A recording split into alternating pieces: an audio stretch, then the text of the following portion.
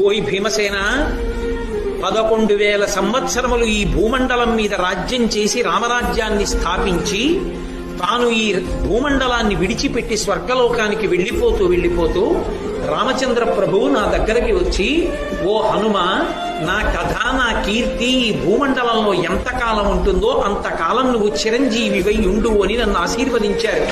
కాబట్టి నేను ఈ గంధమాదన పర్వతం మీద గుహలో పడుకుని ఉంటాను. ఓ భీమసేన, నేనే హనుమంతుడు. హనుమ 100 యోజనములు దాటారన్నావే, నేనే. నువ్వు నాకు సోదరుడివి, మన ఇద్దరం వాయుపుత్రులం. కాబట్టి నిన్ను చూడటం వల్ల నేను చాలా ధన్యుణ్ణయ్యానయ్యా, చాలా సంతోషం పొందాను. భీముడు కూడా అన్నాడు, మహానుభావ, మీ వంటి వారి దర్శనం అవడం అంటే మాటలా? అందుకొచ్చింది ఆ సౌగంధికా పుష్పం.